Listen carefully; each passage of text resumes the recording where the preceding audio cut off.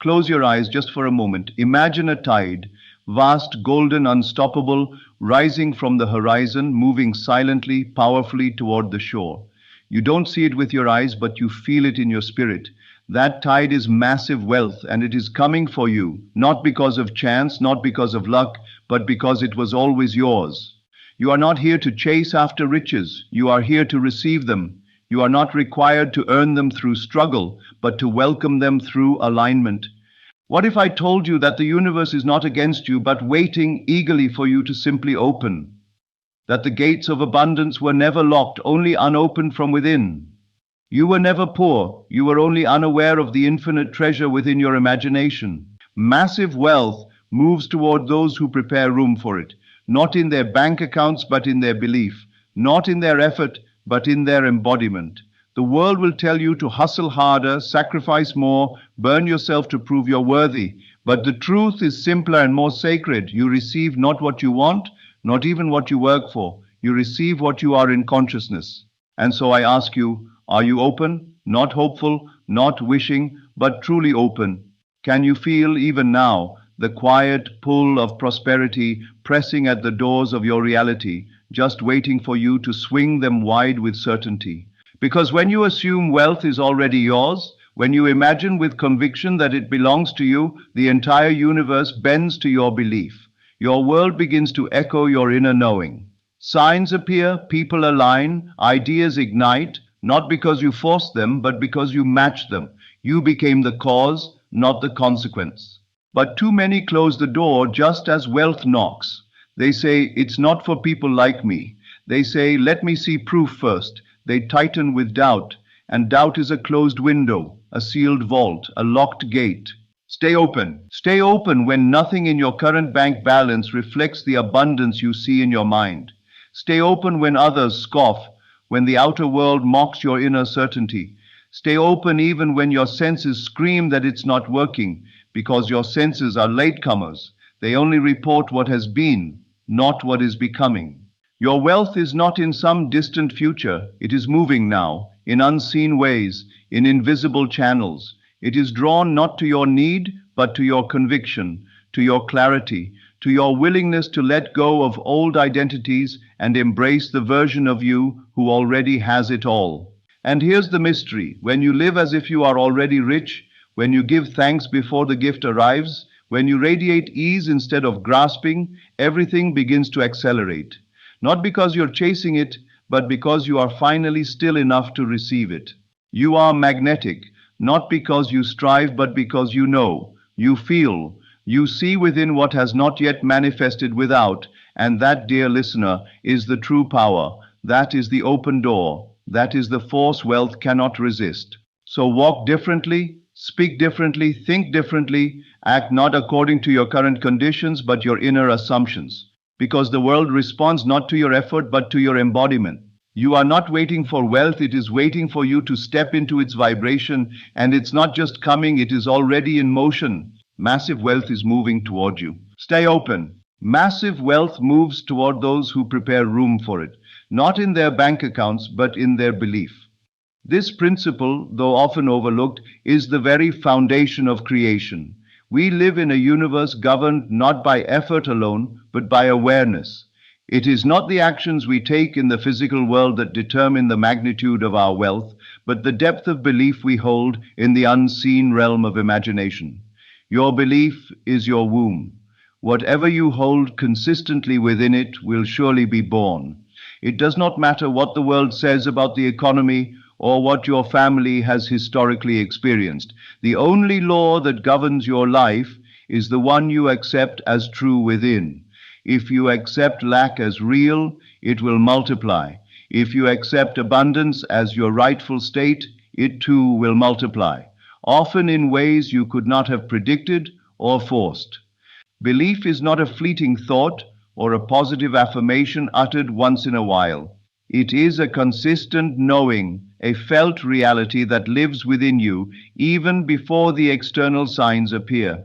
When you prepare your inner home to welcome massive wealth, when you make space for it in your thoughts, your emotional patterns, your language, then the universe mirrors that preparation. Most people say they want more money, but what they really hold inside is fear, doubt, scarcity, and resentment.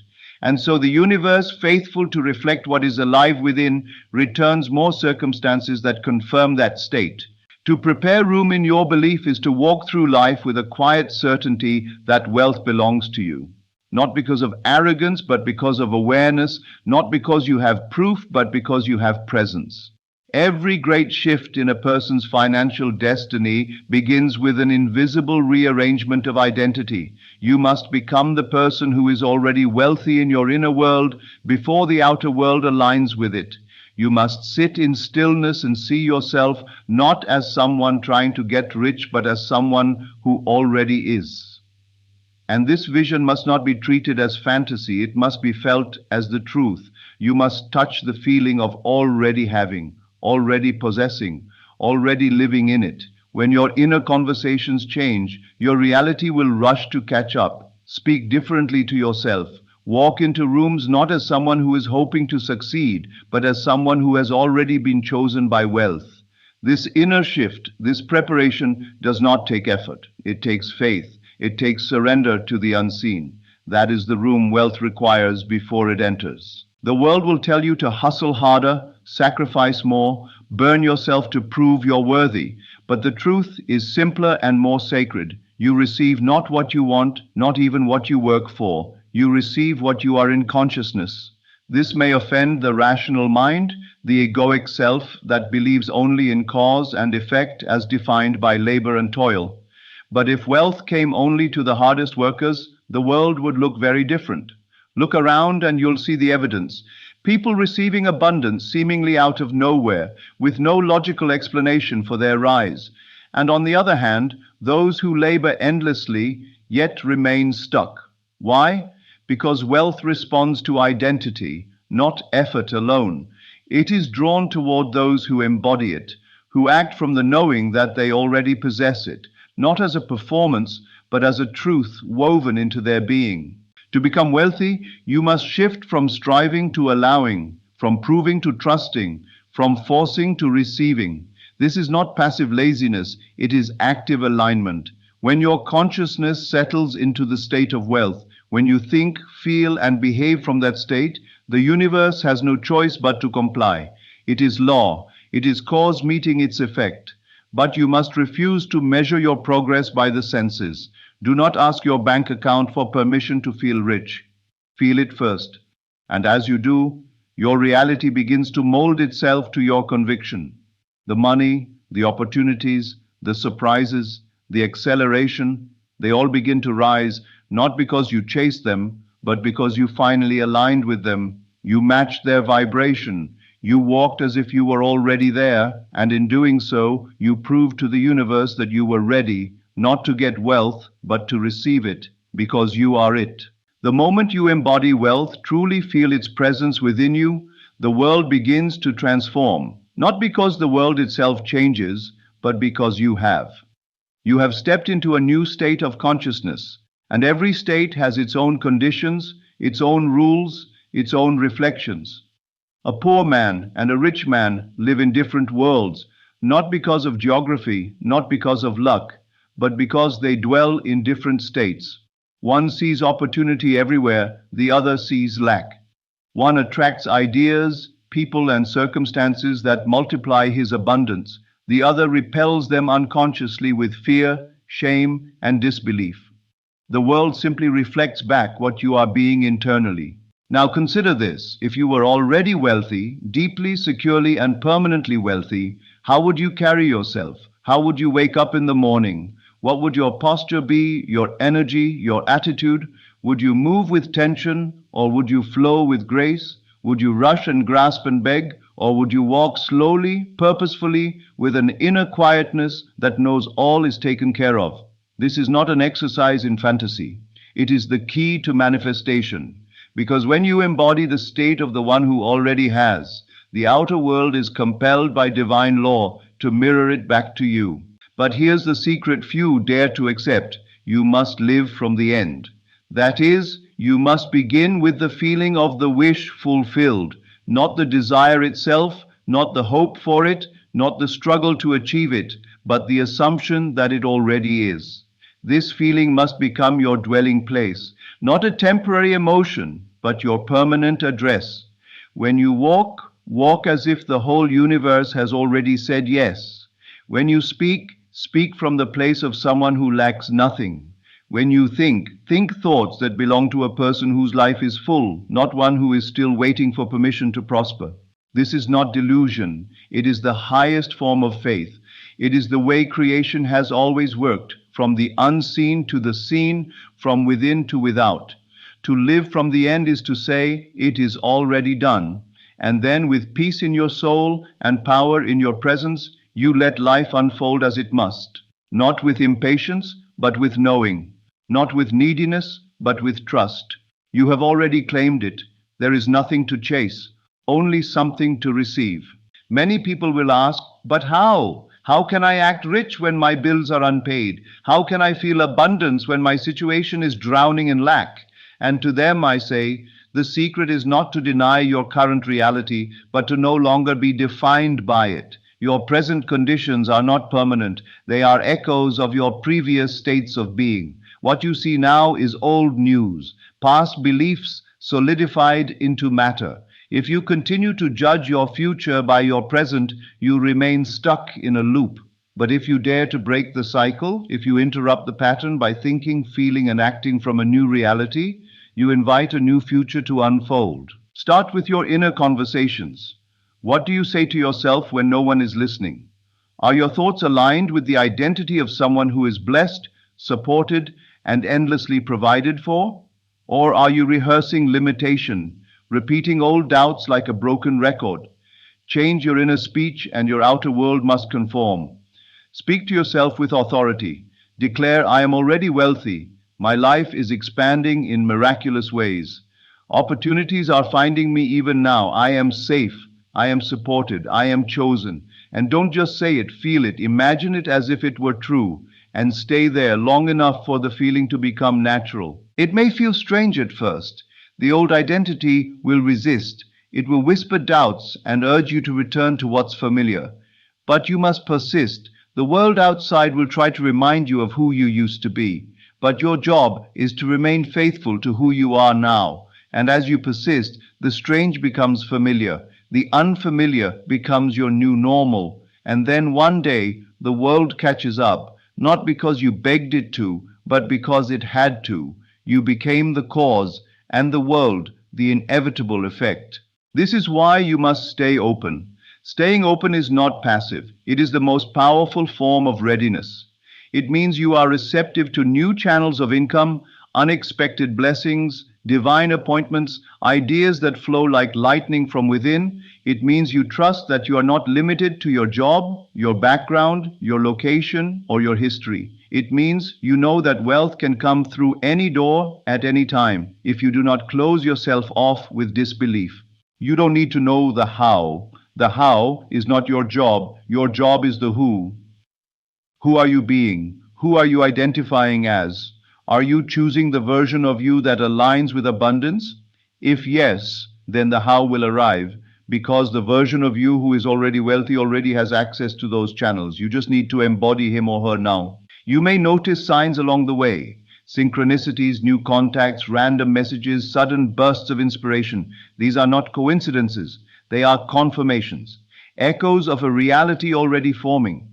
Do not dismiss them. Celebrate them. Acknowledge them as the breadcrumbs leading you deeper into the state of having. And the more you celebrate, the more they come, because gratitude is proof that you are already in the state. And what you confirm with emotion, you multiply in experience. Wealth is not a goal, it is a vibration. It is a dimension of reality that already exists. You do not create it from scratch, you tune into it like a radio signal. But the signal cannot reach you if you are filled with static, the static of worry, envy, self-pity, and disbelief. Clear the channel by tuning your imagination, your feelings, your beliefs. Decide that you are no longer available for poverty consciousness, that you no longer entertain thoughts of lack, limitation, or comparison, that from this moment on you are aligned only with abundance. and then live accordingly. Spend time each day imagining your wealthy life in vivid detail. Not just the things, but the freedom, the peace, the confidence, the way you breathe, the way you carry yourself, the way you give. Let that feeling flood your system until it becomes more real than your current surroundings. When that happens, the world must respond. Not might, must, because creation is finished. What you are calling into your life already exists. You are not making it happen. You are letting it in. You are allowing the unseen to become seen, not through force, but through faith. So stay open, stay soft, stay believing. Let your imagination be the blueprint, your feelings be the magnet, and your identity be the gateway. You are not becoming rich, you already are. You are simply remembering. And that remembrance is what calls the wealth home. You see, nothing can come into your life unless it is first invited by your inner state. Most people unknowingly lock the doors of their prosperity by rehearsing stories of why they can't have it, why it's taking too long, or why someone else is more deserving. These inner narratives become laws that govern their experience. What you accept as truth, especially about yourself, becomes a command to the universe. The imagination is not just a place for daydreams, it is the sacred altar where reality is formed. When you imagine yourself as lacking, even if only for a moment, you cast a vote for lack.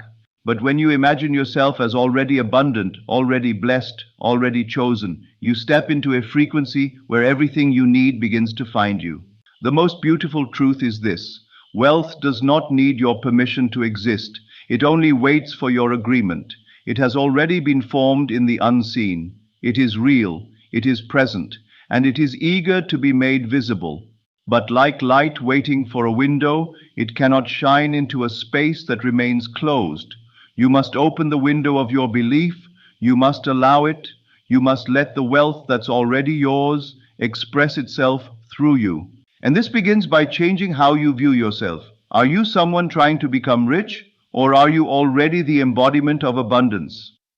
The difference may seem subtle, but it is everything. One says, it's coming, the other says, it's done. One waits and wishes, the other rests and receives. One is rooted in lack, the other in power. And this power does not shout, it does not demand, it simply is. It moves with calm authority because it knows the outcome has already been secured. There is no need to prove yourself worthy of wealth. You are worthy because you exist. The divine breath that brought you into being did not create you to suffer, scrape, and struggle. It created you to express beauty, joy, creativity, and overflow. Anything less is a misalignment, a forgetting. When you remember who you are, a divine being with creative power, you stop seeking permission to be wealthy. You start expressing wealth as naturally as breathing. Imagine now that wealth is a current of energy. It is always flowing, always moving, always looking for an open channel. It is impersonal, like electricity. It does not discriminate. It does not favor one person over another. It simply flows where there is least resistance. If it finds in you a channel wide open with belief, gratitude, and self-worth, it pours in effortlessly. But if it finds resistance, doubt, fear, self-rejection, it slows, it trickles, or it moves elsewhere. This is not punishment, it's principle. The river does not flow where there is blockage. Your job is not to force the river, but to remove the block. And the block is always internal. It is never truly about money. It is about identity. Money is just a mirror, an echo of your inner dialogue, your assumptions, your state. When you shift your state, money must follow. But most people try to fix the mirror instead of the face. They try to change external circumstances without addressing the beliefs that created those circumstances. This is why effort alone often fails. It is not aligned with the root. So how do you shift your state? Begin by observing your self-talk. What do you say about money when no one is listening? Do you call it hard to get? Do you see it as a source of stress or a tool of freedom? When you see someone wealthy, do you feel inspired or resentful? These are clues. They reveal the temperature of your inner world. And if the temperature is cold, you cannot expect the flowers of prosperity to grow. Change your inner atmosphere. Create warmth through affirmation, through visualization, through gratitude in advance. Speak to yourself with love. Stop cursing your finances and begin blessing them. When you pay a bill, do so with joy, knowing that more is always coming. When you spend money, do it from the state of abundance, not from fear. Even if the amount is small, infuse it with energy that says, there is more where that came from, and there always is. Gratitude is not something you do when you finally get rich. It is the very bridge to that reality. Gratitude tells the universe, I have it already. And the universe, ever faithful, responds by showing you more of what you are grateful for. Gratitude in lack multiplies into wealth, but complaint in lack deepens poverty. Not because you're being punished, but because your focus feeds your future. Train your imagination to become your favorite place to visit. Close your eyes and live a different life within. See the house, feel the keys in your hand, walk through the doorway, hear the laughter echoing in the hallway, smell the rich scent of new leather, polished floors, and peace. Sit at the dining table of your dreams, hear the gentle hum of a car engine that belongs to you. Don't just imagine it, inhabit it, visit often, so often that your mind begins to forget it's a vision and begins to treat it as memory. That's the secret. Your subconscious doesn't know the difference between real and vividly imagined. And once it accepts it as real, it begins to orchestrate the path to make it visible. You don't need to manipulate others, hustle beyond your limits, or compromise your values to become wealthy. Those are strategies born of fear. Instead, rest in the knowing that what is meant for you will always find you when you are aligned with it. Let your wealth come not by force, but by flow. Let your work be an extension of your joy, not a performance of desperation. Let your giving be generous, because you know it never leaves your life. It only changes form and returns tenfold. Every day you wake up in the vibration of abundance, you are rewriting your story. You are telling life, I am ready now, and life always listens. You do not need everyone to believe in you. You need only to believe in yourself. You do not need 1,000,000 followers, a perfect past, or the right connections. You need only the quiet power of conviction, the unshakable knowing that wealth is not only possible, it is inevitable when you remain in the state of already having. And so, when your senses tempt you to doubt, return to the inner sanctuary of vision. When the bank account contradicts your truth, return to the feeling of fullness. When the world demands evidence, smile gently and remember, creation begins in the unseen. The oak lives in the acorn, the wealth lives in your awareness. Let others rush, panic, chase, you be still. You remember, you receive. Because massive wealth is not a chase, it is a calling, a return to your original design. You are not made to merely survive. You are made to overflow, to expand, to bless others with the same abundance that now pours into your own life, not as a distant hope, but as a present and living truth. It is here, it is moving, and it is responding to you. The imagination, when disciplined and made loyal to the vision of your wealth, becomes the greatest force in your world. You do not beg the universe to give. You do not plead or whimper for your turn to come. You assume it already has. You are not outside the storehouse of abundance looking in. You are the rightful owner of the key. And once you recognize this key as your own inner state, everything changes. The laws of this universe were not made to trick you or withhold from you. They were made to respond to you. Every feeling you faithfully hold is a request. Every state you dwell in becomes a magnet. Not sometimes, always. If you live in the state of being overlooked, more situations will reflect that state. If you persist in the inner conviction that life skips over you, it must obey. But if you awaken, if you stand in the conviction that wealth, love, freedom, and joy are already within you and waiting only for expression, then the world begins to obey that.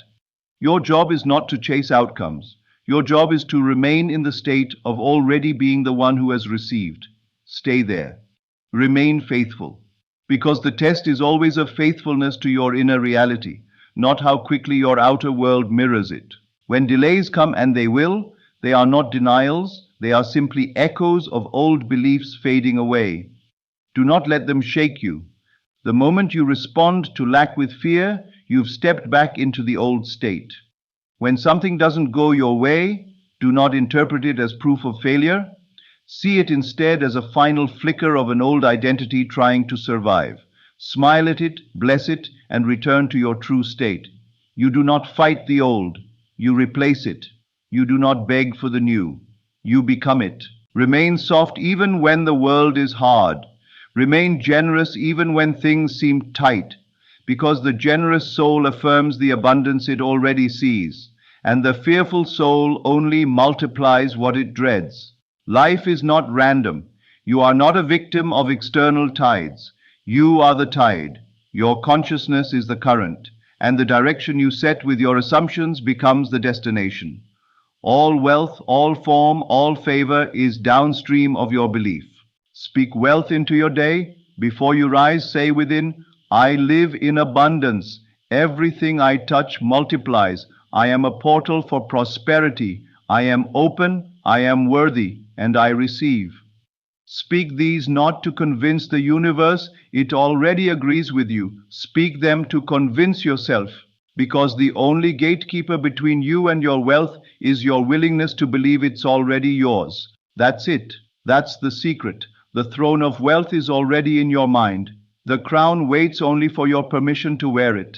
Do not judge yourself if it takes time. You've spent years in the state of lack. You've entertained thoughts of not enough, stories of failure, imprints of rejection, but that identity is not the truth. It was only the mask you wore for survival, and now it's time to take it off.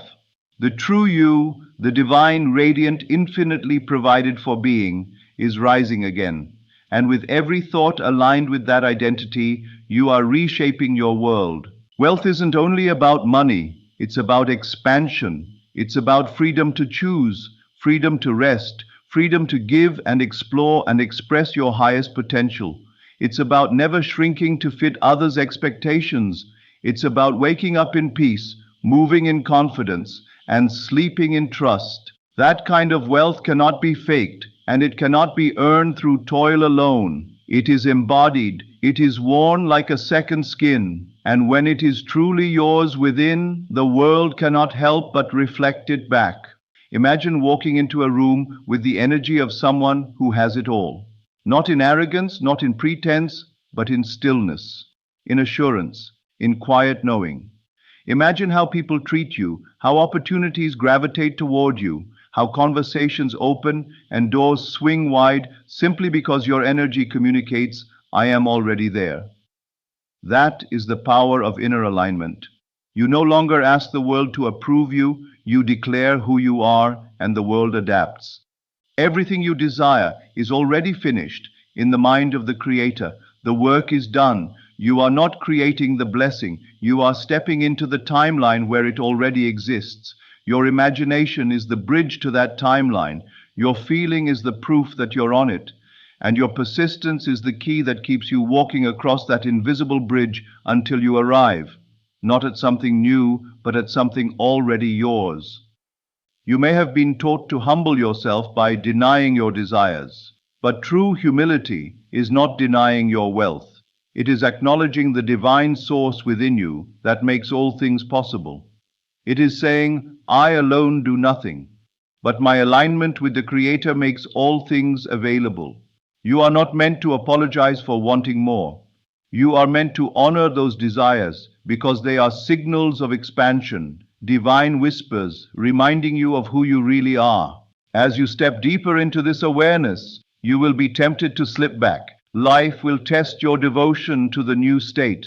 It may come as delays, misunderstandings, even small losses. But if you remember the law, you will not be moved. You will remain still. And in that stillness, everything rearranges. The people change. The income changes. The pace accelerates. And before you even realize it, you're living what once felt like fantasy. Not because you chased it, but because you became it. You do not need to beg heaven. You need only to feel it done. To let that feeling take root and water it with joy, with gratitude, with peace. Not anxiety, not striving, just stillness, just belief, just love for the vision you hold. That is what makes the impossible inevitable. That is what transforms the ordinary life into the miraculous. So walk today as if you've already received. Eat, speak, breathe, and give from the place of already having. If fear whispers, speak louder. If doubt rises, rise higher. You are not the person who waits. You are the person who decides. And with that decision, the entire universe reconfigures.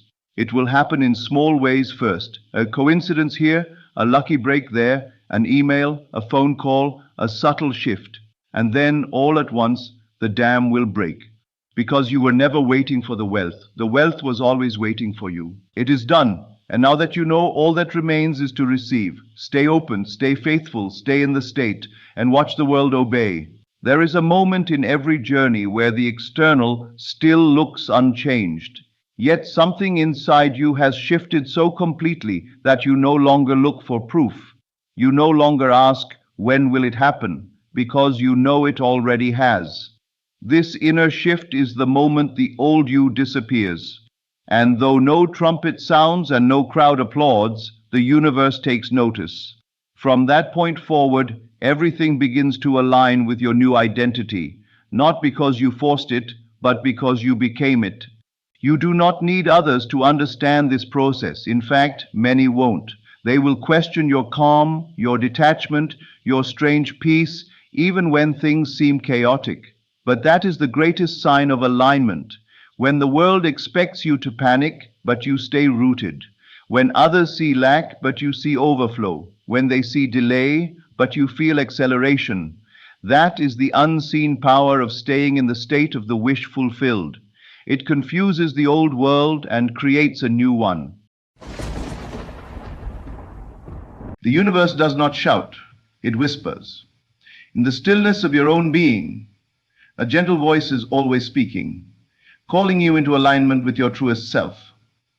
It does not beg you to perform, nor does it demand you prove your worth to the world. Instead, it invites you into a sacred silence, an inner sanctuary, where the real work of transformation begins. And that work, my friend, is not loud. It does not boast. It does not clamor for applause. It is quiet, invisible, and yet immensely powerful. To build yourself quietly is to walk in harmony with the laws of consciousness. It is to know that what is built in the unseen must by law reveal itself in the seen. And so you go inward, not as a retreat from life, but as the true battlefield upon which your destiny is shaped. You step into your imagination with reverence. You see not what is, but what must be. And you persist, not with noise, but with faith.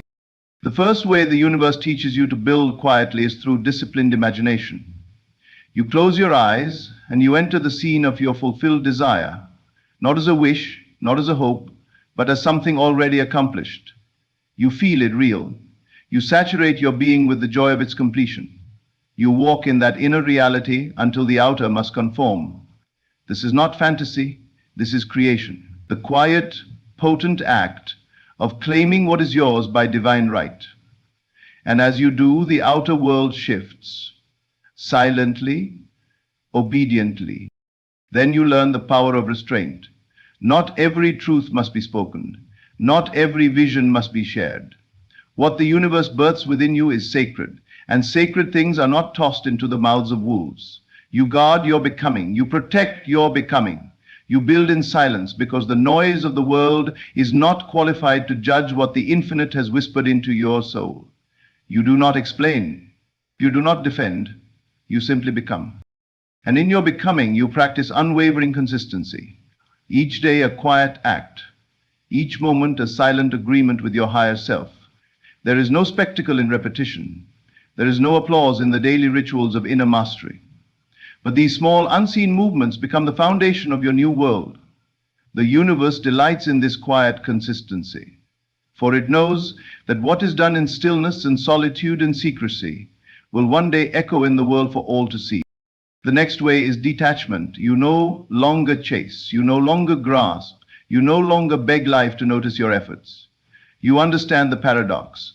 When you release your obsession with outcome, it comes, not because you stopped caring, but because you stepped into knowing. The universe is not persuaded by desperation. It responds to confidence. And confidence is quiet. Confidence walks away knowing what it asks for is already on its way. You stop performing, you start trusting. And finally, you cultivate inner peace. The kind of peace that is not based on circumstances. It is not the peace that waits for the storm to end. It is the peace that stands calm while the storm rages. You stop reacting. You stop justifying. You go within and you find the kingdom that has no need to prove itself to the world. This peace becomes your power, and from that power you create, you rise, you manifest. The universe is not in a rush. It is not loud. It is not dramatic. It is subtle, soft, and yet unstoppable. To align with it, you must become like it.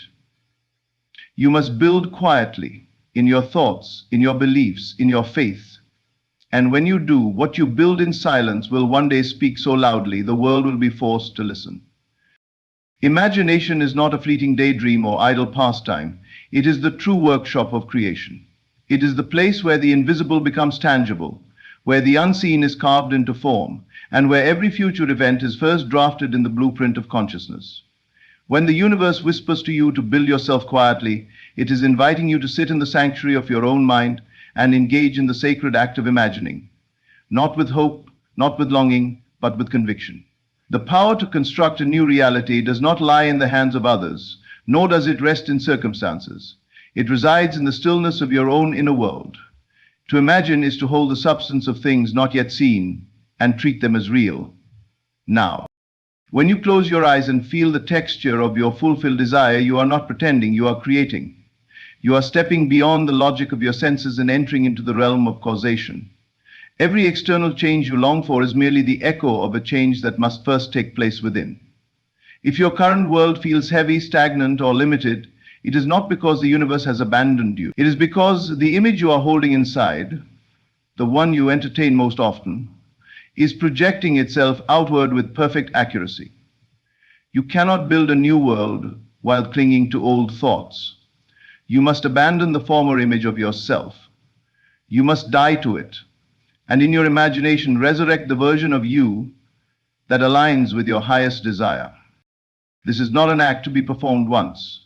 It is a practice, a daily returning to the state of the wish fulfilled, a steady discipline of closing your eyes and stepping into the scene that would be true if your desire were already fact. The key is to make it real, not just to see it, but to feel it. The scene must possess the vividness and richness of reality. You must hear the words someone would say to you. You must feel the joy in your heart as if the thing were already yours. You must walk through that imagined world as though it were more real than the one your senses present. Because in truth, it is. The outer world is only a shadow, a reflection, an after effect. The inner world is the cause. The moment you accept this truth, you realize that nothing is truly outside of your reach, not because you are powerful by worldly standards, but because the universe responds not to effort or force, but to assumption. It responds to the inner acceptance of a thing as already accomplished. This is why imagination used with feeling and persistence is the master key. It allows you to dwell in the end while the outer circumstances catch up, and they will, they must, for the law is fixed. What you feel is true within must become true without. The timeline may vary, the path may surprise you, but the result is inevitable. The world may urge you to hustle, to strive, to prove, but the universe knows a better way. It knows that creation is not noisy, it is not chaotic. It is quiet, deliberate, intentional. When you imagine from the end, you are not seeking your desire, you are embodying it. You are no longer separate from it. You become it. You speak as if it is done. You walk as if it is done. You breathe as if it is done. And in that state, you shift the course of events. The bridges of incidents begin to align. People move, opportunities unfold. Not because you forced them, but because you changed your conception of yourself. And this is the secret. You are not trying to change the world.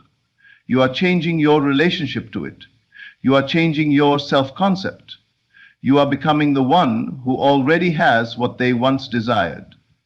And from this new state of being, everything begins to rearrange itself. You don't need to beg, plead, or push. You only need to persist in your inner world.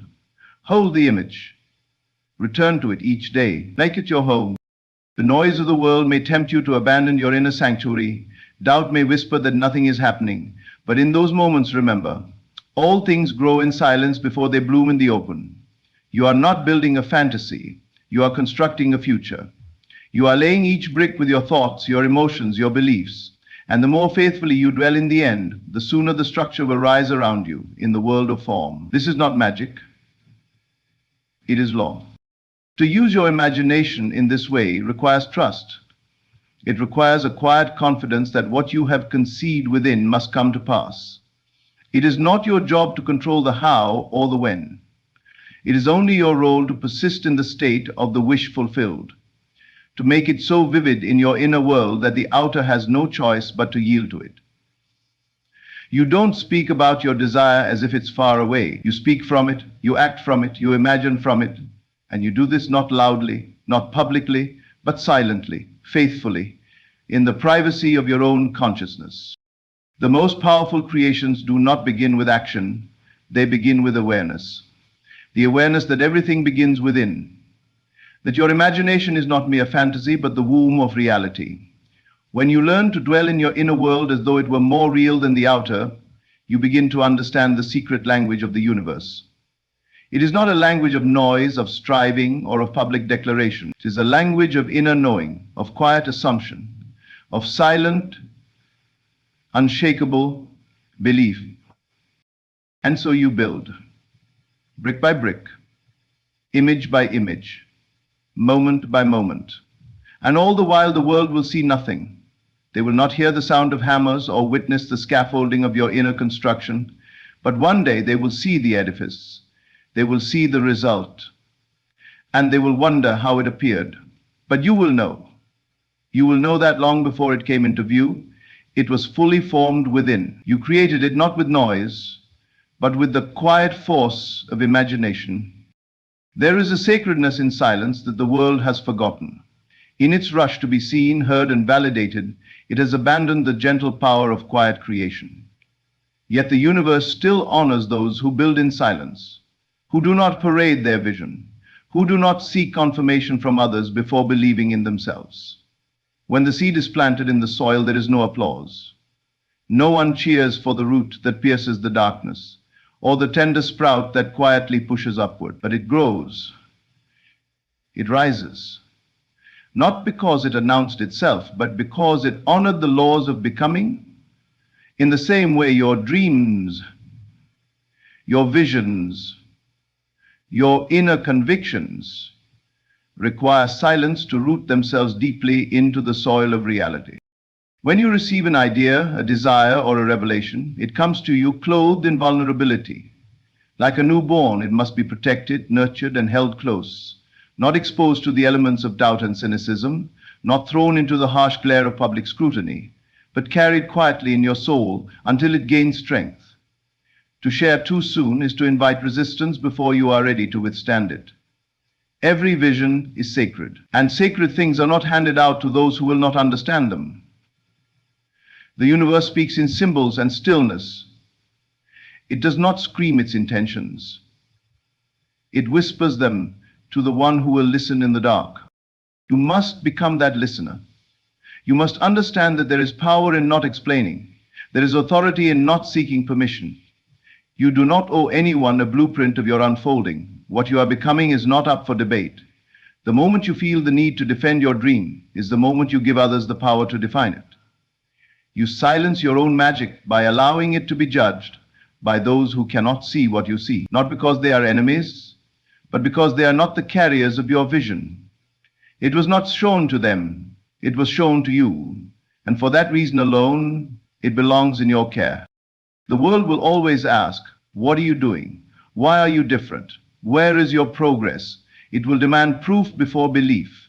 But the universe works in reverse. It demands belief before proof. And belief is often marked by those who cannot feel what you feel. If you allow the external noise to shape your internal conviction, your foundation will shake. But if you keep your dream private, if you shield it from premature exposure, it will have the space it needs to develop in strength and clarity. In silence, it will find its form. And so you move differently. You speak less. You act from knowing. You do not share your vision with everyone because not everyone has earned the right to witness your becoming. Some will diminish what you are building because they cannot conceive of it. Others will envy it. Some will try to mold it into their image, distorting the purity of what was given to you. But in silence there is protection. In silence your path remains undisturbed. What is kept sacred cannot be defiled. And the energy you save by not explaining is redirected into creation itself. This does not mean isolation, it means discretion. You walk among others, but you know who you are becoming. You participate in the world, but you are no longer shaped by it. You withdraw from the need to be seen so you can focus on being real. You stop reacting to expectations and start responding to the divine impulse within you. And in that space of inner alignment, the transformation begins. Quietly, gently, powerfully. The most profound changes in your life will not be announced with fanfare. They will begin in whispers, in moments of solitude, in choices made without anyone watching. You will feel the shift before it becomes visible, and in those early stages, you must protect it, not out of fear, but out of reverence. You are not hiding your growth, you are respecting it. You are letting it take form without interference. There is a wisdom in this kind of silence that the world does not understand. And that is why the universe honors it. When you build in silence, you remove ego from the equation. You stop trying to impress others with progress and instead focus on alignment. You stop measuring your worth by what others see and begin to recognize it by what you feel within. You realize that silence is not emptiness. It is fullness waiting to be revealed. It is potential waiting to be realized, and when the time is right, what has been formed in darkness will emerge in light. Not because you forced it, but because you allowed it. There is a temptation to share your journey, to gain encouragement, to feel supported, to make your dream real by talking about it. But words alone do not give it power. Faith does. Imagination does. Persistence does. And all of these thrive best in silence. Not the silence of fear, but the silence of authority. The silence that says, I know who I am, and I don't need to prove it. That kind of silence is magnetic. It draws the right people, the right circumstances, and the right opportunities, not through noise, but through alignment. Every time you choose silence over explanation, you strengthen your connection to the divine. You say, without words, I trust. You trust the timing. You trust the process. You trust yourself. You trust that what was given to you will come into being, not because others approved of it, but because you honored it. And in that honoring, you became the vessel through which it could manifest. So you build quietly, you imagine quietly, you correct your inner conversations quietly, you walk in the reality of your desire even if no one sees it yet. You feel it, live it, and breathe it in the hidden chambers of your heart. And that is enough. That is more than enough. Because what is rooted in silence cannot be uprooted by noise. What is born in the inner world will always find its way into the outer one, if you are faithful enough to protect it with your silence. There is a quiet force that builds empires, transforms identities, and rewrites destinies. It does not arrive in dramatic bursts, nor does it need grand declarations. It is slow, subtle, and consistent. In a world addicted to speed and spectacle, this force is often overlooked. But the universe knows its value. It is the quiet act of showing up again and again, even when nothing around you seems to change. This is the silent builder, the daily repetition, the invisible foundation upon which all real transformation stands. Most people underestimate consistency because it rarely provides instant gratification. The ego craves rapid progress, visible results, and loud affirmation. But the spirit moves differently. The spirit honors process. It knows that the most powerful structures rise from deep, stable roots. A single drop of water means little, but drop after drop, unseen, uncelebrated, can hollow stone. In the same way, each moment you return to your vision, Each time you affirm the truth of your desire. Each day you persist in imagining the life you want as though it already is. You are building. Quietly, faithfully, eternally. There is nothing glamorous about consistency. It does not entertain. It does not boast. It is humble, even mundane. And yet it is through this very simplicity that miracles are born. Every time you imagine yourself already living in the reality you desire, you impress that image more deeply onto the canvas of your mind. And with each impression, the outer world bends. It adjusts. It reflects what has been so deeply impressed within. But this reflection does not always come at once. That is why those who lack faith quit. They mistake delay for denial. They abandon the practice just before the breakthrough. They seek signs instead of staying faithful to the inner knowing that the sign is already within. To be consistent is to say, I do not need to see it yet to believe it. It is to walk in the unseen day after day without applause, without recognition, without external validation. You imagine the scene of your desire fulfilled not once, not twice, but until it becomes your dwelling place. You live from that inner reality even as the world offers no evidence. This is not delusion. It is devotion. It is the quiet confidence that what you feel real must one day appear. The delay is not rejection, it is construction. It is the time required for the invisible to gather form. When you practice consistency in silence, you become unshakable. Because your strength no longer comes from outside affirmation. It comes from within. You stop chasing the outer world and begin to create it. You stop reacting to what is and begin responding to what must be. You become a vessel through which the universe can move, steady, open, reliable. The universe does not work with the frantic, it works with the faithful. It seeks those who will not abandon the vision when storms come. And storms will come. Doubt will knock. Silence will seem endless. But if you remain, if you hold the image, if you return to the practice even when it feels pointless, you become the exception, the one who didn't give up. There is a special kind of magic in repetition, not the mindless kind, but the conscious kind, the repetition that is rooted in belief, in imagination, in deliberate attention. Each time you practice imagining your desired reality, you are chiseling away the old self, the self that doubted, the self that feared, the self that waited for permission.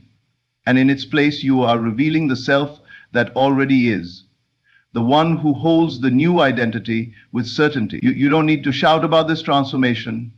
You don't need to prove it to anyone. You just need to show up again and again, quietly, purposefully. People often ask, why hasn't it happened yet? And the answer lies in the question itself. That doubt, that impatience, that subtle disbelief disrupts the process. The seed cannot grow if the soil is dug up every day to check its progress. But when you are consistent, when you tend to your inner world as though it were already done, the universe moves. Not because you forced it, but because you aligned with it. That alignment, repeated over time, is unstoppable.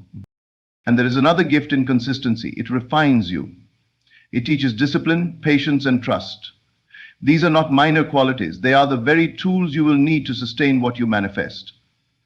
The process of consistent inner work is not just about getting what you want. It is about becoming the version of you who can hold it.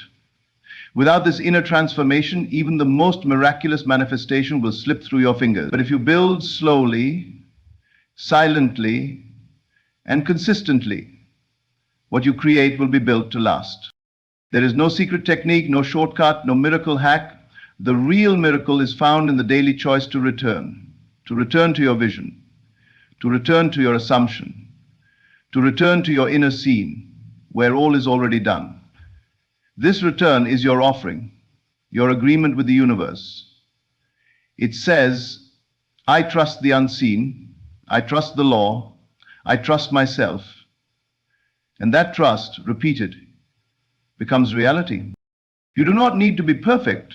You do not need to feel inspired every day.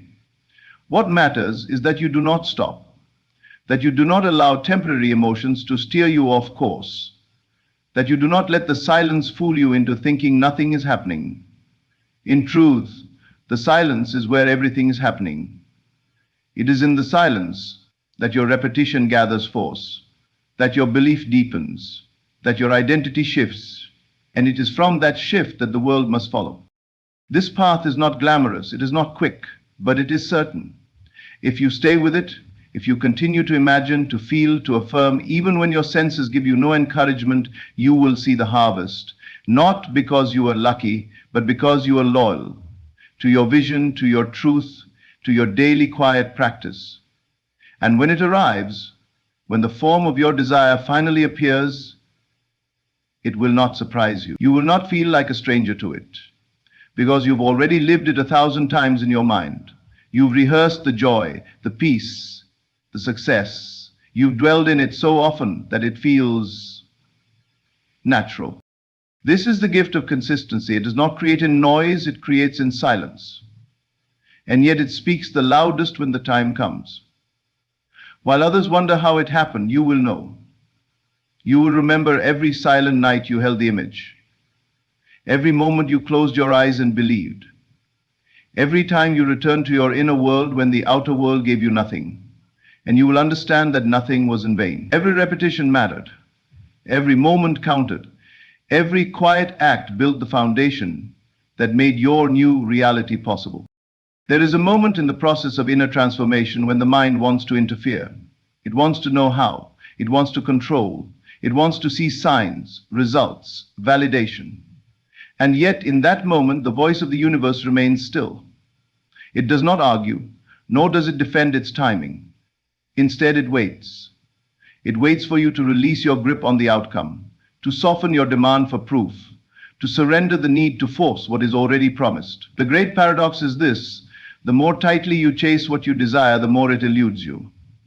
But when you release it, when you let go, when you trust, it finds its way to you, gently and without resistance. This is the beauty of detachment. It is not about giving up. It is not about no longer wanting your desire. It is about knowing so deeply that it is already yours. You no longer need to obsess over when or how. You do not let go of the vision. You let go of the tension, the anxiety, the impatience. You remain inwardly convinced, but outwardly calm. And in that calm, something incredible begins to happen. Life begins to shift. The very thing you once chased begins to draw itself toward you. Not because you forced it, but because you made space for it. There is a kind of quiet confidence that is far more powerful than striving. It does not speak often. It does not explain itself. It simply knows. And because it knows, it does not panic when the world remains silent.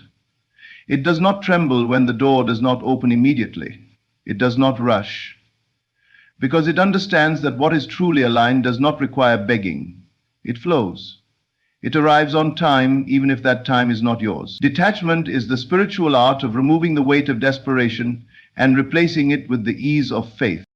To detach is to understand that the universe is already in motion, that the moment you imagined your desire, the moment you felt it real within, you initiated a movement in the unseen. And every time you return to that state of the wish fulfilled, you amplify that movement. But when you begin to doubt, to question, to check for signs as if they're evidence in a courtroom, you interrupt the current. You step out of alignment. You begin to act not from knowing, but from fear.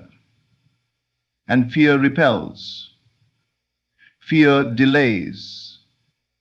Fear resists what is trying to flow naturally into your life. You cannot manifest what you are holding hostage. If you grip your desire so tightly that your entire emotional state depends on it arriving today, you are not living from the end, you are living in lack. And lack perpetuates itself.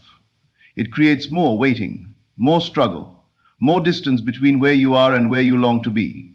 But the moment you release the need to control, the moment you return to your inner peace, you enter the vibration of fulfillment. And fulfillment, like a magnet, draws its match from the unseen into form. There is a subtle power in no longer needing what you desire, not because you don't care, but because you have already received it in consciousness. You have already touched it in imagination. You have already lived it in feeling. You walk differently when you know it's yours. You speak with a calm certainty. You stop seeking reassurance. You begin to enjoy the present again, not as a waiting room, but as a sacred space where the harvest quietly ripens. You know that nothing is missing. You know that what is yours cannot pass you. You know that all is unfolding even in silence. This knowing frees you. It liberates your spirit from the prison of waiting. You stop checking the clock. You stop comparing your journey to others. You stop trying to manipulate the process. You begin to rest, not in passivity, but in alignment. You continue to imagine, you continue to feel, but you stop pushing, you stop needing, you stop telling stories of not yet, and you start living stories of already. You shift your entire being from asking to receiving, from chasing to attracting, from doubt to embodiment. The detachment is not cold or careless, it is deeply loving. It says, I trust the divine timing of what I have already claimed within. It says, I no longer measure the process by appearances. It says, I know that unseen hands are at work, orchestrating every detail with precision. And because you trust, you smile more, you breathe deeper, you become lighter. And in this lightness, your energy aligns perfectly with the life you want to live. The world may not understand this. It will tell you that you must hustle, grind, suffer. It will say that if you are not struggling, you must not be trying hard enough. But the universe responds not to struggle, but to alignment. It does not need your panic. It needs your presence. It needs your steady knowing. That is what opens the door. That is what allows the unseen to become seen. Not effort, not stress, not anxiety, but calm certainty, silent assurance. The deep, unshakable feeling that it is done. This is the power of letting go, of walking in faith while holding the vision, of trusting the promise without demanding proof, of building yourself in silence while knowing the world will one day echo your inner conviction. And it will, not because you fought for it, but because you believed so fully, so deeply, so consistently, that the universe had no choice but to yield. You stopped begging and started becoming. You stopped waiting and started embodying. And in that transformation, you allowed what was always yours to find its way home. There is a place within you, untouched by noise, untouched by judgment, untouched by fear. It is the calm beneath the surface, the stillness behind your breath, the silence behind every thought. This place is not built with effort nor found through force. It is discovered when you withdraw from the chaos of reaction, from the push and pull of circumstances, from the endless chatter of the outer world, and turn inward. Here, in this sacred interior, you meet your true power, not in the form of control, not in the form of dominance, but as peace. Deep, radiant, unshakable peace. This peace is not an escape. It is not an act of avoidance. It is the foundation of all conscious creation. Without it, your thoughts scatter, your feelings waver, and your imagination becomes foggy. But with it, your entire inner world becomes coherent, focused, and potent. The universe speaks through peace. It does not shout over your anxiety. It does not contend with your fear. It waits for your stillness. And in that stillness, it moves. When your inner waters are calm, they reflect the image of your desired life perfectly. And the world, which only mirrors what you are, responds with equal harmony. Most people live in a constant state of reaction. They are disturbed by every sound, every delay, every word spoken against them, every moment that doesn't go as planned. And in doing so, they surrender their creative power to external forces. They believe that peace comes from perfect conditions, that it is something to be earned after success arrives, after problems are solved, after people treat them right. But peace is not the reward. It is the source. It is the starting point. It is the atmosphere in which all great things are born. When you learn to cultivate inner peace, regardless of outer conditions, you become immovable. Not because you are emotionless, but because you are rooted. The wind may blow, the storm may rage, but you remain centered, not passive, but poised. You are no longer the puppet of external events. You are no longer thrown about by what others say, by what doesn't work out, by what hasn't yet appeared. You have chosen a different seat, from observer to creator, from reactor to imaginer, from chaser to attractor. You create not from urgency, but from serenity. And in that serenity, your imagination flourishes. You see more clearly, you feel more vividly, you believe more easily. The noise of doubt, of fear, of worry is silenced, and in its place grows the sound of quiet confidence. It is in this quiet confidence that miracles unfold, not because you demanded them, but because you became the version of yourself who lives in harmony with them. Peace aligns you with your desires faster than any forceful action could ever achieve, because peace is the signal of trust. It tells the universe, I know it is done. You do not need to announce this peace to the world. You do not need to prove your calmness. True peace is invisible.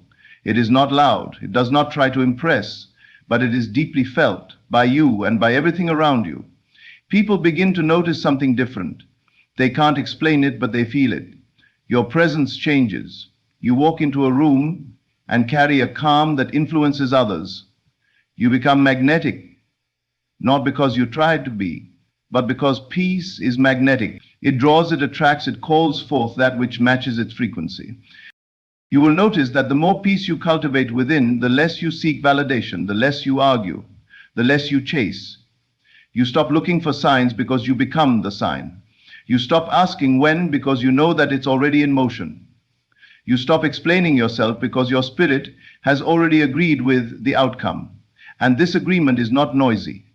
It is silent, but it is powerful. It is what builds worlds. Peace does not mean inactivity. It means inspired action. Action that flows from alignment, not from panic. Action that feels guided, not forced. You begin to move when it feels right, not because you're afraid of missing out. You speak when you're led to, not to fill the silence. You wait when needed, not in laziness, but in wisdom. And this new rhythm, this flow, becomes your life. You are no longer racing. You are no longer proving. You are no longer battling the moment. You are creating within it. And the more you live from this inner peace, the more you start to see how much time you used to waste reacting. How many opportunities were clouded by fear. How many dreams were delayed by inner chaos. But there is no need to grieve that time. You were learning. You were discovering what didn't work so you could finally return to what always has. The stillness within you. The center. The quiet truth that you've always had the power. Not because you shouted loud enough, but because you believe deeply enough. In the quiet you build. In the peace you grow. And from this state the life you imagine begins to meet you. Not as a distant hope, but as a natural extension of who you have become. It starts with a moment of silence, a deep breath, a decision not to react, a choice to return to the feeling of the wish fulfilled. And in that space, the world around you shifts. Not immediately, not with fireworks, but certainly, surely, and silently, because peace is not passive. It is the power that moves mountains without lifting a stone. It is the language of the universe, and once you speak it fluently, you will never need to raise your voice again. To dwell in the fulfilled desire is not an act of pretending. It is the only reality worth living. The world as you know it is not fixed. It is shaped, moved, and reborn by the images you accept as true. The moment you assume something to be real, not with strained effort or desperate yearning, but with calm inner certainty, you begin to reshape the world around you. It doesn't matter what your senses tell you. It doesn't matter what the facts appear to be. They are shadows, echoes of former beliefs. The true cause lies in the unseen, what you dare to assume. You do not wait for the evidence. You create it. And how do you create it? By acting as if it is already yours. Not outwardly, not in forced performance, but inwardly. In the sacred theater of the imagination, that invisible realm is where all things begin. It is there within that the seed is planted. And as you nourish that seed with attention, faith, and emotion, it grows quietly, steadily, until the world must yield and conform to its shape. To act as if is to walk through the valley of lack with the eyes of abundance. It is to feel peace while the storm still rages. To celebrate before the miracle has reached your doorstep, and to rest in the assurance that what you've asked is already done. You do not plead, you do not chase. You know. That is the secret. That knowing is the key that unlocks the door. Let no one convince you that imagining is weak or foolish. Those who laugh at your inner certainty do so because they are prisoners of sight. They believe only in what they can touch, weigh, and measure. But those things are slow. Spirit moves faster. Thought travels beyond walls. Belief dissolves barriers. And imagination, when sustained with faith, becomes fact. Every time you return to the feeling of the wish fulfilled, you turn your back on the former things. You let them fade. You abandon the narrative of one day and step into now. There is no greater discipline than to live from the end. It requires boldness of spirit. It demands that you ignore appearances, silence the inner critic, and look only toward what you have already claimed. Speak from it, think from it, feel from it, not about it, not toward it, from it. You don't reach for the dream as if it were out of your grasp. You speak with the voice of the one who already holds it. You sleep in the bed of answered prayer. You walk with the posture of the fulfilled. The law may not understand it, but the law does. The law responds. It echoes back what you present to it. So if your desire is wealth, live as the one who has it. If it is love, feel what it is to be cherished, wanted, and chosen. If it is healing, rest in the peace of being whole. Do not wait for the body to change or the bank account to fill before you feel the joy. Feel it now. Let the feeling be your proof. Let the joy be your evidence. When you remain in that state, not occasionally, but consistently, your outer life must bend, which has no choice. The moment you dwell in the fulfilled desire, the bridges of incidents begin to form. People move. Events align. Ideas come. Doors open. The mind will call it coincidence, but you will know it was your assumption made visible. You will understand that you are not reacting to life, but life is reacting to you. The mirror reflects the image you hold inside. And when you persist in the image of fulfillment, nothing can stop its emergence. This is not fantasy. It is the truest way to live, to walk by inner sight, not outer sight, to choose your state and remain faithful to it, to rehearse it, feel it, wear it, speak from it, until the world reflects it so clearly you forget you ever doubted. So now, this moment, choose the scene. Enter it with full emotion and remain. Refuse to come down, refuse to waver, for the one who dwells in the fulfilled desire no longer wishes. They are. And that makes all the difference. To understand that feeling is the foundation of reality is to unlock the great secret behind every transformation in life. The outer world, with all its forms, relationships, circumstances, and events, is not an independent realm acting upon you. It is a mirror, reflecting the internal state you live in, the feeling you consistently occupy. Every moment you spend in a particular emotional atmosphere, you are setting in motion an unseen process. You are announcing to the universe, without words, who you are and what you expect. And the universe responds with fidelity. It does not judge, it does not question, it simply mirrors. You may speak affirmations with your lips, but if your heart is heavy with doubt or fear, it is that feeling which takes root.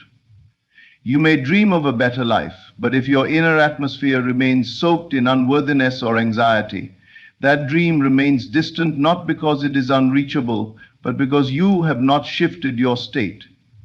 It is not thought alone that creates. It is the feeling attached to the thought that carries it into reality. Thought is like a seed, but feeling is the water. Without emotion, the idea is dry, lifeless. When you mix an idea with intense, lived emotion, when you feel as though it is happening now, You breathe life into that thought, and it begins to grow. Feeling is not just emotional reaction, it is creative cause. To say, I feel rich while worrying about your next bill is not true feeling, it is verbal pretense.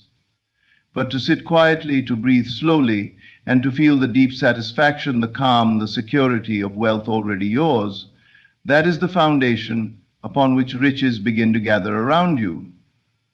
To say, I am loved while obsessing over rejection is merely noise, but to feel cherished, secure, desired, even in silence, that feeling reshapes the world around you until love must arrive to match your inner truth. You are always dwelling in a feeling, whether consciously or not. Most people live in reaction. They see something they dislike and they feel fear or resentment. They see something they envy and they feel lack. And so their life becomes a cycle of unwanted reflections, events triggered by unconscious emotion. But when you awaken to the truth that feeling is the cause, you stop reacting and begin creating. You begin choosing the feelings you want to dwell in. You realize that you are not a victim of circumstance, but a creator of it. This is not about suppressing negative emotions. It is about choosing your dwelling place. You are not asked to deny what has happened, but to decide what shall happen next. If you wish for change, you must move inwardly to the place where the change has already occurred. You must enter the feeling of the wish fulfilled.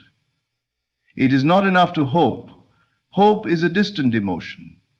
It says, maybe one day, but feeling fulfilled now? Before the evidence. This is power. This is the secret. Your senses will scream otherwise. They will present facts, pointed at the bank statement, the silence of a lover, the ache in your body. But if you believe those facts are the final authority, then you have given your power away. You are not here to be ruled by the senses, but to master them. You do this by accepting a new truth, not because the outer confirms it, but because the inner has decided it. When you dwell in a feeling long enough, it hardens into fact. The world will eventually echo your inner state with striking precision. People often ask, how long must I feel it? The answer is not in days or weeks. It is in intensity and persistence. Feel it until it becomes real to you. Feel it until it becomes more familiar than doubt. Let it become your emotional home. And just as one who lives in a particular house can describe every room without thinking, so too should your inner state become second nature. When the feeling of your fulfilled desire becomes as natural as your breath, the world cannot help but yield to it. Do not chase signs or search for validation. They come only after you have made the inner change. The feeling of already having is what magnetizes the evidence. Do not wait for something to change in the world to give yourself permission to feel better. Feel better now. Choose to feel secure, joyful, abundant, or healthy. Not because of what's around you, but because of what's within you. That is the shift. That is the true movement.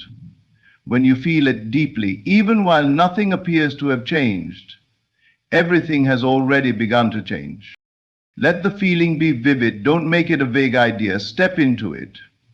Imagine the texture of your new life, the smells, the sounds, the emotional undertones.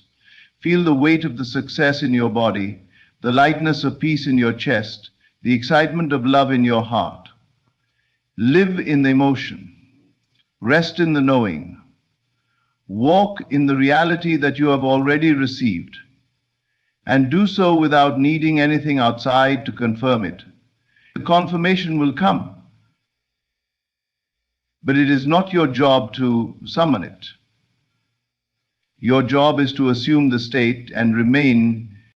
There is no limit to what can be made real through feeling. You are not too late. You have not missed your chance.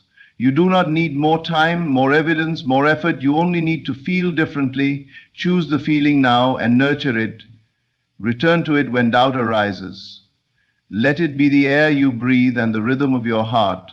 For in that feeling, your new world is already unfolding. To live from the end is not to deceive oneself, it is to align with the deeper truth that all things are created twice, once in the unseen and then in the seen. The average person lives as a seeker, always reaching toward what they believe is separate from them. They say, when I have the money, I'll feel secure. When I find love, I'll feel whole. When I succeed, I'll be confident. But the law of life does not function this way. It is not have, do, be, it is be, do, have. The state of being comes first, and from it flows the actions, and from those actions emerge the results. You must be it inwardly before the world can reflect it outwardly. Living from the end is the discipline of assuming the identity of the one who has already arrived. You must step into the role before the world assigns it to you. Just as an actor wears the emotions of a character, you wear the emotional signature of your fulfilled desire, not for a moment, not as a wish, but as a dwelling place. This is not pretense, not fantasy, but creative embodiment. When you feel from the end, you are not acting as if something might happen. You are resting in the certainty that it already has. The difference between wishing for something and living from its fulfillment is vast. Wishing places the object of desire outside of you. It perpetuates the idea of distance, delay, and lack. But living from the end collapses that distance. It says, it is already mine. I am already there. And because you believe it and feel it and think from it, life rearranges itself around your new center. You are no longer moving toward the goal moves toward you. Circumstances bend, people show up, ideas appear, not because you chase them, but because you've already claimed the state from which they must emerge. This is why many remain stuck in cycles of effort and disappointment. They continue to affirm what they do not believe. They speak of abundance while feeling impoverished. They visualize success while identifying as a failure. And the law responds not to their words, but to their state. Life cannot give you what you want. It gives you who you are. And who you are is defined not by your name or history, but by your inner atmosphere. The thoughts you entertain, the emotions you dwell in, the identity you assume when no one is watching. To live from the end, you must ask yourself not, how do I get this, but who must I be to already have this? Then become that version now. Adopt their tone of voice, their posture, their attitude. Feel what they feel, think what they think. Do not wait for the world to change before you allow yourself to become them. The change in the world only comes after you make the change in self.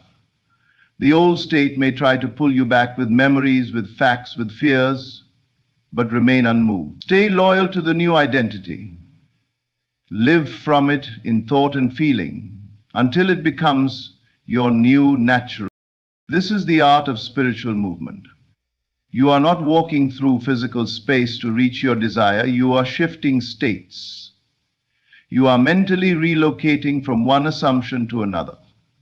The moment you assume the end and refuse to leave it, the bridge of incidents begins to unfold.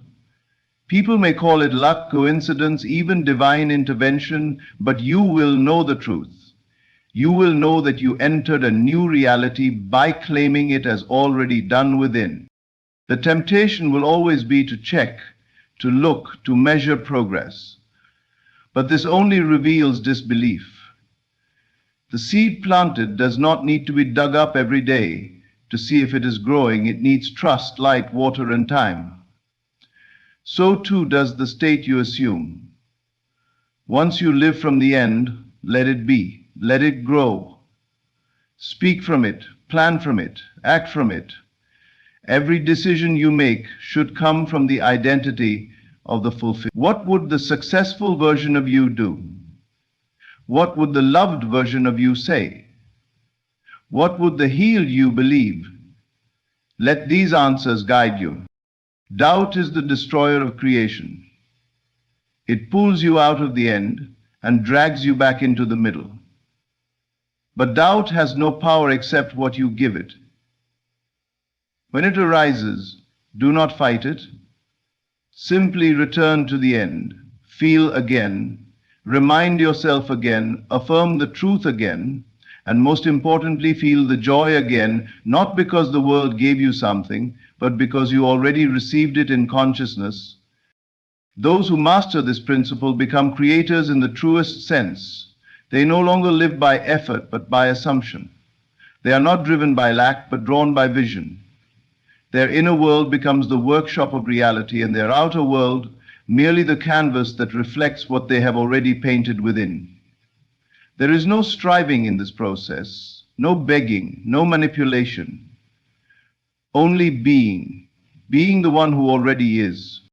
And when you are tempted to say, "But I don't see it yet," remember that sight follows belief, not the other way around. You do not see it and then believe. It is because you believe truly and completely that you will see it.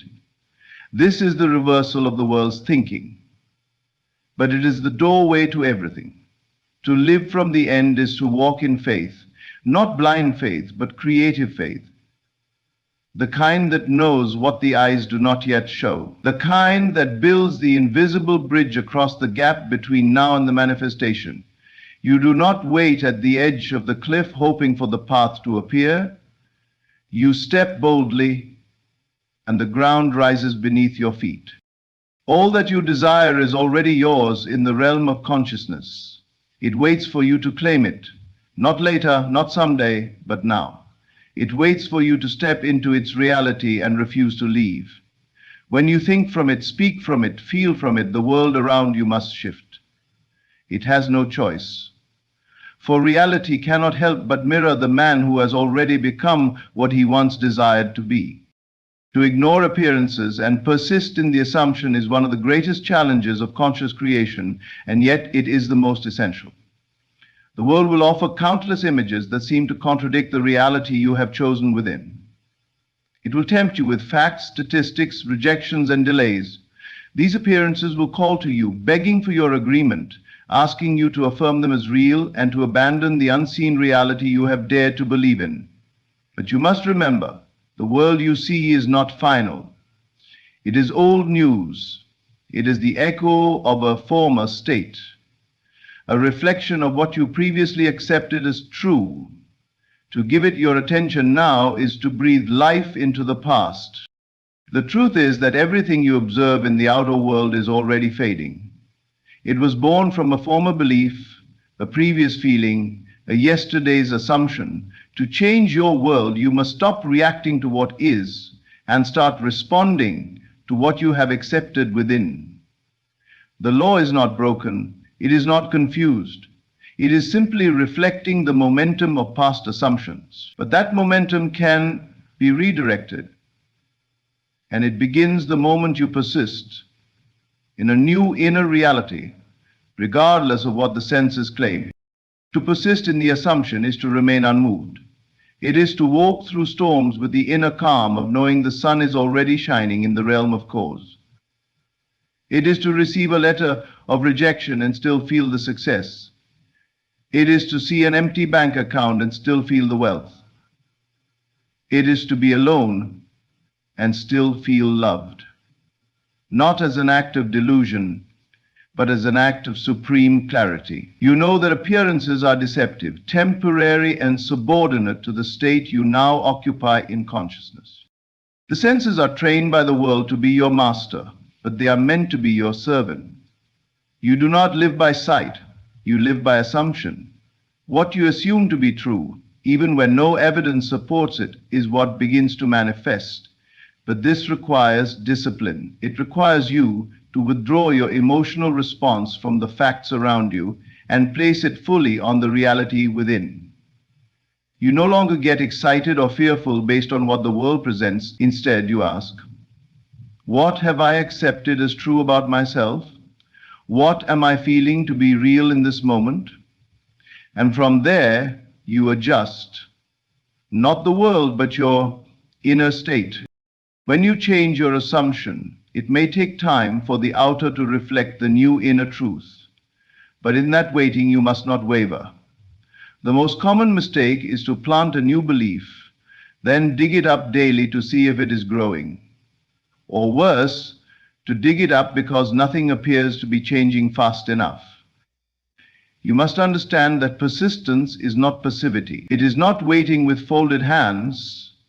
It is an active inner commitment to remain in the chosen state, regardless of how long the world takes to catch up. There is power in indifference, not the kind that ignores life, but the kind that remains unshaken by illusions.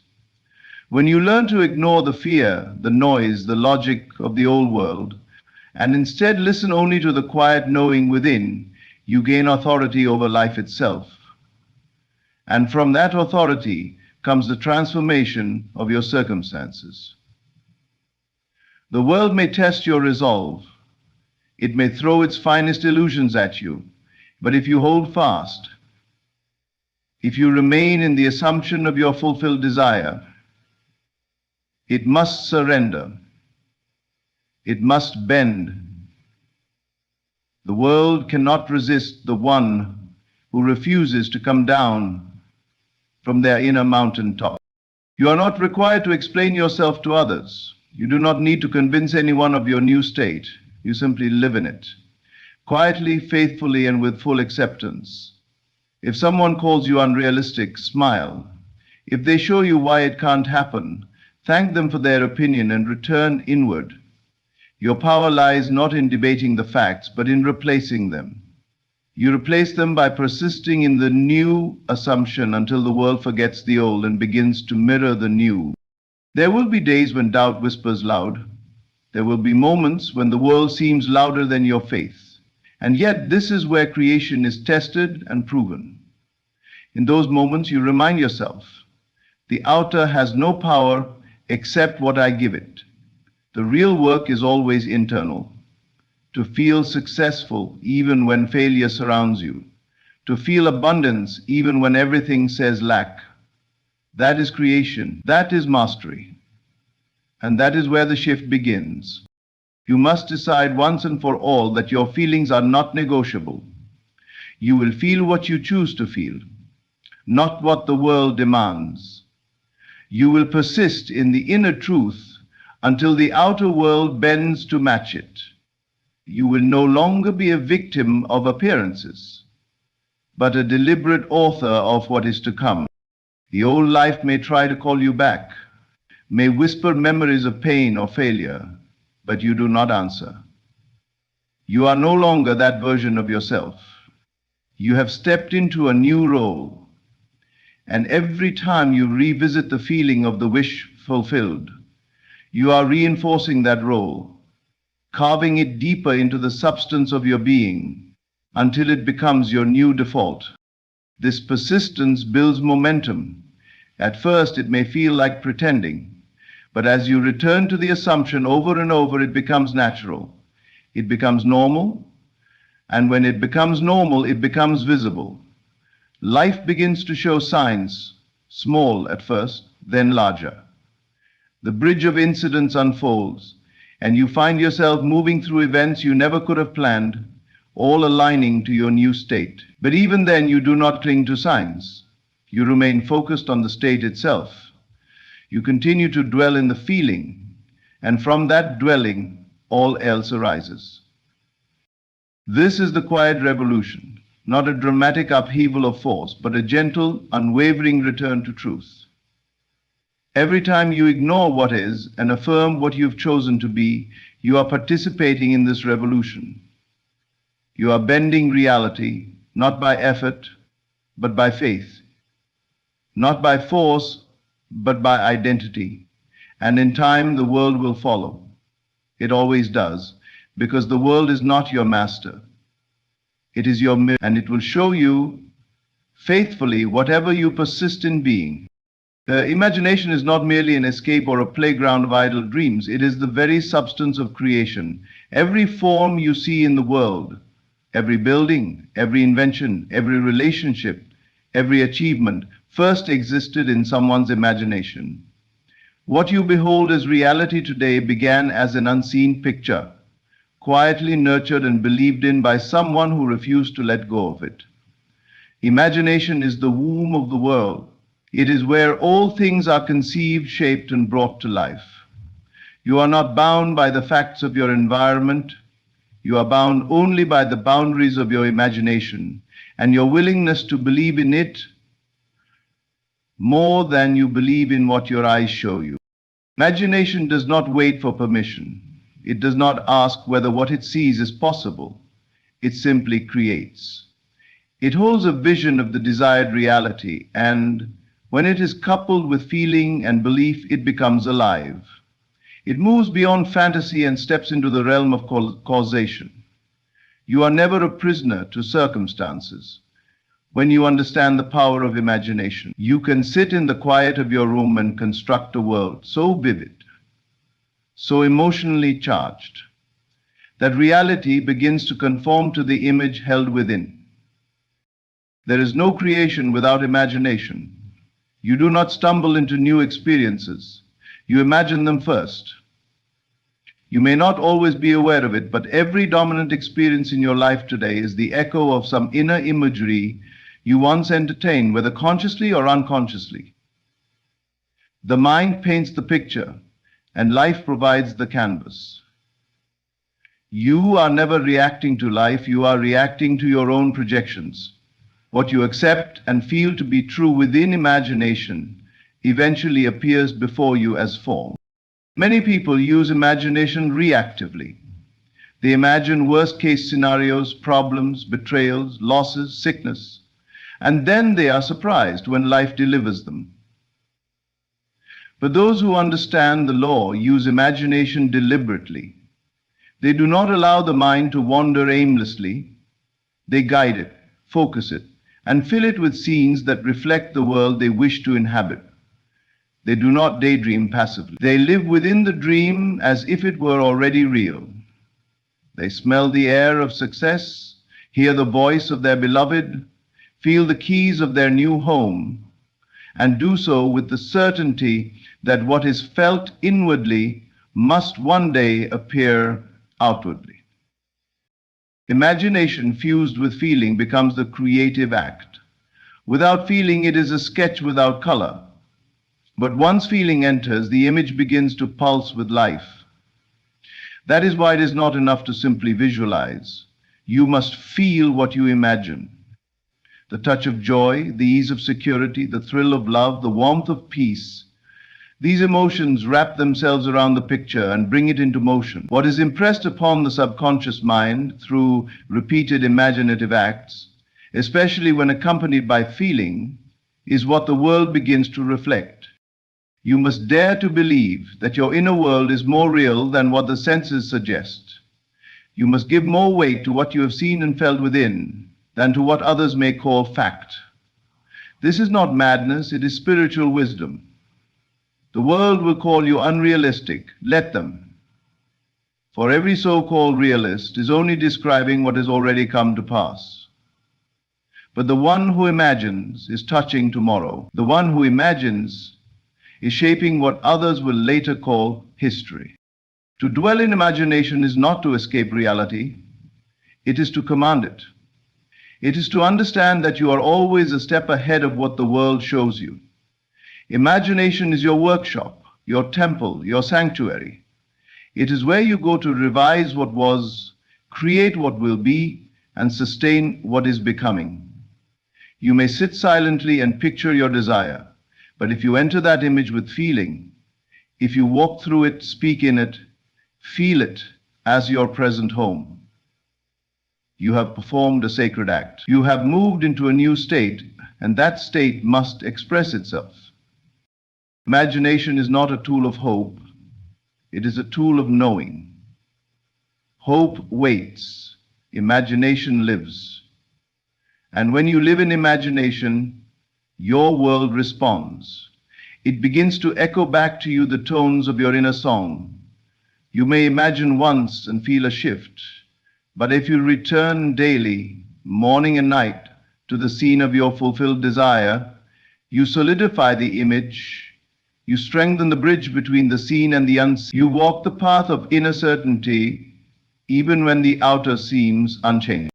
It does not matter how long the journey appears to be. Imagination is not bound by time. What you see inwardly now can appear suddenly, with no warning, once the belief is firm. Often it will arrive in ways you never expected. You are not responsible for the how, you are only responsible for the inner vision and its nourishment. Life will take care of the rest. The bridge of incidents will unfold without your effort. The doors will open, the people will come. But all of it begins in the unseen, where your true power resides. You must protect your imagination from contamination, doubt, fear, criticism. These are the thieves that rob your inner world of its creative potency. Be mindful of what images you allow to grow. Every thought is a seed. Every inner scene is a blueprint. Let no idle fear take root. Replace it with a new image. Revise it instantly. Live in the state of the ideal, and the old must fade. The most beautiful truth about imagination is that no one can stop you from using it. No one can enter your mind and steal your vision. No circumstance can block your inner access. You are free, utterly free, to create within as you choose. And in that freedom lies your salvation. If the outer world feels cold, go inward and build warmth. If it feels chaotic, go inward and create peace. You are not stuck. You are not helpless. You are the artist of your world, and imagination is your brush. Every time you close your eyes and see what the world cannot see, you are writing the next chapter. Every time you feel joy when there is no cause, you are planting the roots of new creation. Every time you refuse to let go of the image, even when the world mocks you, you are declaring your mastery. And the world, though it may resist at first, will bow. It will yield. For it has no choice but to follow the laws that govern it. And imagination, when fused with belief, is the highest of laws. Your inner state is not a private experience locked away in your mind. It is a magnetic force that silently directs the events, people, and conditions that surround you. The world you live in is not separate from you. It is an expression of you. What you hold within, the emotional atmosphere you rest in most frequently, is shaping everything you call your life. You are not reacting to the world. The world is reacting to you. It is responding constantly and faithfully to your inner conversations, assumptions, expectations, and self-concepts, whether you are aware of it or not. You are always commanding your outer world by the inner state you consistently occupy. You may believe that you are waiting for the right time, the right opportunity, or the right person to appear. But the truth is that all those things are waiting for you to become the right version of yourself. Life does not give you what you want. It gives you who you are being. If you are being someone who feels overlooked, you will continue to experience neglect. If you are being someone who feels abundant, you will experience supply. The outer world has no independent power. It is a mirror, and the image it reflects is drawn from the state you inhabit in consciousness. That is why changing your actions alone is not enough. You can say the right words, do all the right things, follow the correct routines. But if inwardly you still feel like a failure, unloved or unworthy, life will echo that hidden feeling. The true transformation happens not at the level of doing, but at the level of being. You must change the mood within before the scenery without can change. You must assume the feeling of the desired version of yourself and live from it, consistently and unapologetically, until it becomes your new normal. This is not about forcing or manipulating the external. It is about relaxing into the awareness that you have the power to choose how you feel, how you see yourself, and what you accept as true. Once you make that inner decision, the world begins to reconfigure itself. You don't have to fight your way to success, love, or peace. You align with those things by becoming their emotional counterpart. The change begins in silence, in the privacy of your thoughts, in the stillness of your assumptions. And once your state changes, reality follows. There is no escaping this law. Every experience, no matter how big or small, has its root in a state of consciousness. You cannot outwork a poor self-image. You cannot outrun feelings of fear and lack. You must go to the root. You must sit quietly, observe your inner world and ask, what am I dwelling in? What state am I returning to each day, regardless of what I say or do on the surface? Am I still walking in the memory of rejection? Am I still reliving the emotions of betrayal or shame? Or have I decided firmly and finally to walk in the newness of the person who has already received what I once longed for? It takes courage to shift your state because it means releasing familiar patterns, even if those patterns brought you pain. There is strange comfort in the known, even when it doesn't serve you, but nothing changes until you dare to feel differently. You must declare that you are no longer available for the state of lack, sorrow, or victimhood. You are no longer available for the emotions that defined the former version of you. Instead, you choose peace. You choose joy.